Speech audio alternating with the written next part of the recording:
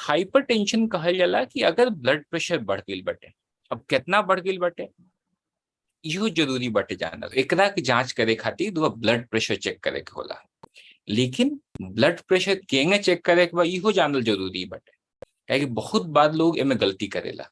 एमे करे के का बटे कि ई ना कि रुआ गईनी आराम से 5 मिनट बैठे के बटे, हाथ के टेबल पे रखे के बटे, और ई चीज के ध्यान देवे के बटे कि ब्लड प्रेशर चेक कैला से पहले आधा घंटा पहले तक ना ही रुआ कॉफी पिए के बा, स्मोकिंग नहीं के करे के। स्मोकिंग तो कबो नहीं करे के, लेकिन 30 मिनट पहले ही ध्यान रखे के बाटे कि स्मोकिंग नहीं करे के, एक्सरसाइज नहीं करे के, और कॉफी नहीं के पिए के। काहे कि ई कैला से ब्लड प्रेशर फॉल्सली हाई आ सकता। अब हाथ रखे के बाद 5 मिनट रेस्ट करे के बाटे, और दोनों हाथ में ब्लड प्रेशर चेक करे के बा। जौना हाथ में ज्यादा ब्लड प्रेशर बताई ओकरे के माने के बा कि ब्लड प्रेशर है। अब नॉर्मल ब्लड प्रेशर का होला? नॉर्मल ब्लड प्रेशर 120 ऊपर वाला जेकरा के सिस्टोलिक ब्लड प्रेशर कहल जाला, और नीचे वाला जो 80 बाटे ओकरा से कम बाटे तो समझी कि नॉर्मल ब्लड प्रेशर बाटे। जैसे 110-70 बाटे तो उहो नॉर्मल बाटे, 120-80 बाटे उहो नॉर्मल बाटे। अब ई जानी कि एलिवेटेड ब्लड प्रेशर केकरा कहल जाला।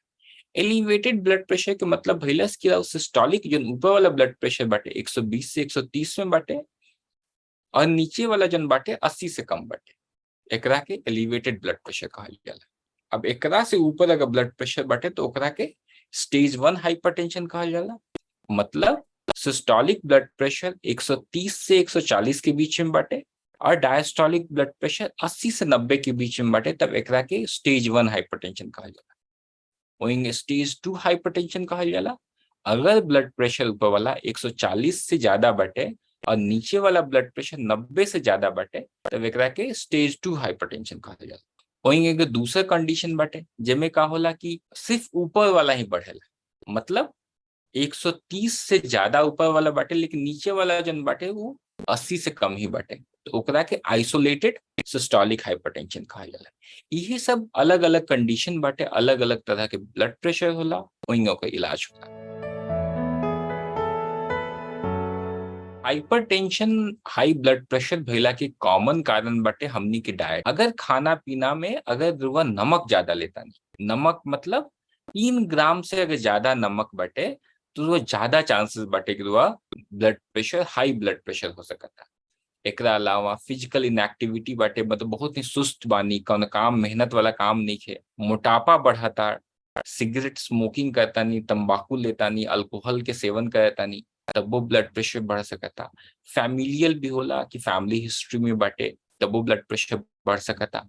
एकरा अलावा बहुत सारा बीमारी जन होला, जन पेट के बीमारी बा, किडनी से जुड़ल बीमारी बा, हार्ट से जुड़ल बीमारी बाटे, जिनमें हार्मोनल चेंजेस की वजह से भी ब्लड प्रेशर बढ़ जाला। ओरल कॉन्ट्रासेप्टिव पिल्स से भी, जब एस्ट्रोजन पिल्स होला ओकरा से भी ब्लड प्रेशर बढ़ जाला। एकरा अलावा एंजाइटी, स्ट्रेस भी एक बहुत इंपॉर्टेंट कारण बाटे।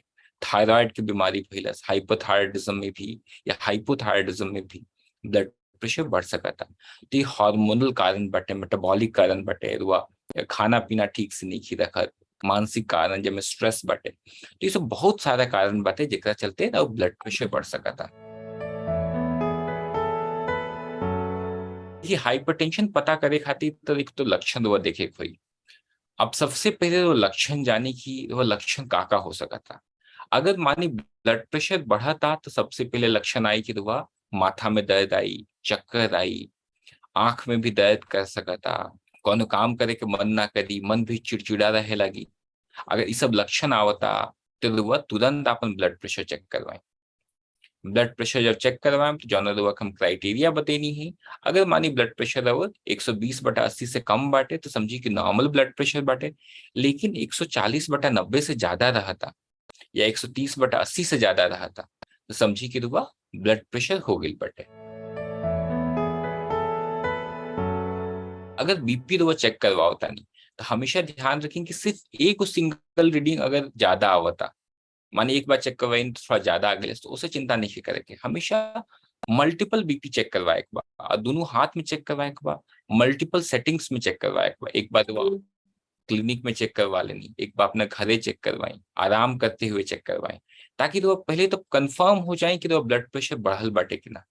2-3 बार अलग अलग टाइम पे अलग अलग जगह पे चेक करवेला से बीपी कंफर्म हो जाए। बीपी के चलते दुआ हार्ट पे नुकसान होला, तो दिमाग पे होला, तो के चलते स्ट्रोक आ सकता, जैसे हाँ जब पैरालिसिस के अटैक आवेला, हार्ट पे हार्ट अटैक आ सकता, किडनी पे असर पड़ेला, जैसे किडनी भी खराब हो सकता।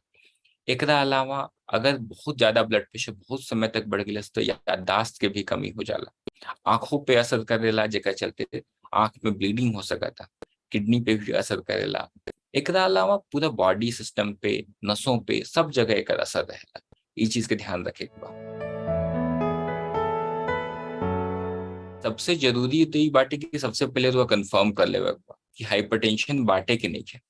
अगर मानी तो कंफर्म कर लेनी कि ना हमारा ब्लड प्रेशर हो गई बटे, तो सबसे पहला काम बाटे कि लाइफस्टाइल मॉडिफिकेशन और डाइट में सोडियम के कमी कर देवे के बा, मतलब नमक कम खाए के बा, पोटाशियम की मात्रा थोड़ा सा बढ़ा ही दी। एकरा अलावा दुआ खाना में हरी सब्जी, जो ग्रेन्स, होल ग्रेन्स जन होला, एकरा के बढ़ाई। जन लो फैट डेयरी प्रोडक्ट्स होला, मतलब डबल टोन मिल्क जन बाटे, वो सब ले सकता नहीं।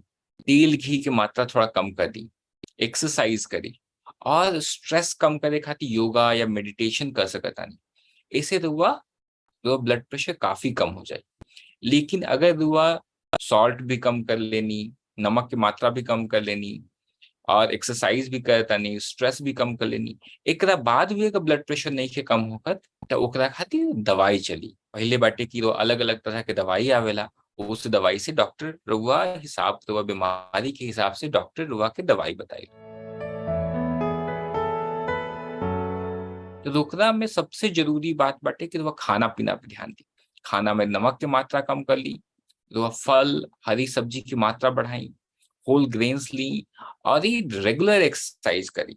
एक्सरसाइज कैला से ब्लड प्रेशर कम रही, तो वजन कम रही, डायबिटीज होके के चांस कम हो जाए, तो कोलेस्ट्रॉल ट्राइग्लिसराइड्स बढ़ाता इहू कम हो जाए।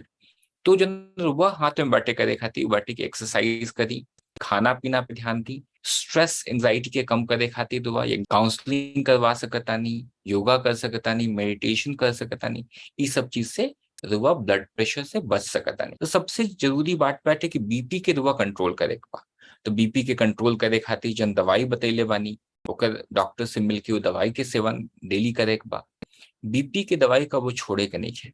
डॉक्टर जब बीपी की दवाई कम करे के आदेश दी और निर्देश दी, तब बीपी के दवाई कम करी। एकरा अलावा बाकी हार्मोन्स कैसन बाटे, जैसे थायराइड के बढ़ला पे भी ब्लड प्रेशर पर असर होला, तो थायराइड के भी जांच करवा के देख सकता नहीं। ओवरऑल ये सब जांच करवा सकता नहीं। जांच करेला से, लक्षण देखला से रुआ ब्लड प्रेशर के जन गंभीर प्रभाव पड़ेला, ओकरा से बच सकता नहीं।